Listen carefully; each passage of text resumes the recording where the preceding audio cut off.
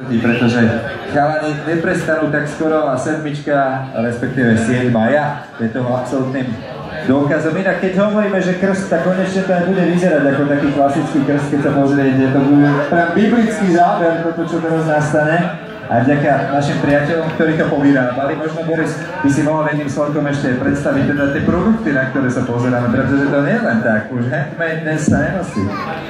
Ja by som veľmi chcel poďakovať našim partnerom, kamarátom Jožkovi a firme Krvotvor hlavne, keď tak poviem Marcelke, ktorí sú naši spriazení ľudia, ktorí nám veľmi pomáhajú v tejto ťažkej ekonomickej dobe.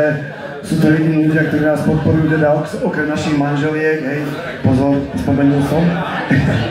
Moc ďakujeme za všetkých ľudí, ktorí sú okolo nás a hlavne robia nádherné výrobky, dokonca moju kópiu, je tu môj spoluautor Boris, ktorý vymyslel Borisa, to je tam to krásne, ten stojan rúžový, oranžový, neviem aký, na tie kvety, to je Boris, hej. A ja som machroval, že to som vymyslel ja, to som nevymyslel ja, to vymyslel tuto Boris. A hlavne veľmi pekne ďakujem všetkým ľuďom, ktorí nám pomáhajú. Tak myslím si, že nech vaša hudba Potlesk. Samozrejme si zaslúžia aj partneri a priatelia, ktorí s Ajou idú v rámci životných pútí. Inak, čo sa týka Aje, tak ja som si pozeral také štatistiky, že čo všetko povyhrávali a márne som hľadal až dodnes, že či Aja niekedy vyhrala Slávika. Nevyhrala. Ale teraz prichádza zásadná zmena, pretože Slávik dnes ich nové aktuálne CDčko pokrstí. Jaroslavik prichádza. Informácia, Aja má odnes Slávika, konečne. Pikoška, ktorú som nemal prezrádzať.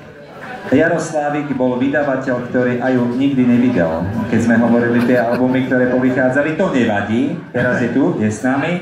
A Jaro, tak môžeš nielen teda o CD-čku, ale najmä o tom, ty si tiež v branži roky rokúce a s Ajou sa tak striedame, prechádzame, kamarátime, tak keď sa tebe povie Aja, tak čo sa ti vynorí také najintenzívnejšie? No tak to je asi Malý princ, to je úplne jasné, nie? Teraz ma napadlo, že nič ste nevyhrali, môžete si brať z vitríny Malého princa, či to bol Čierny princ. To bol Čierny princ. Malý kakavové a Malý princ. Ja si Malého princa pamätám, to bol 92. rok, 4. rok, úplne na začiatku niekde svojej kariéry, hudobnej teda, vydavateľskej. Je mi veľmi ľúto, že som vás nevydal, no.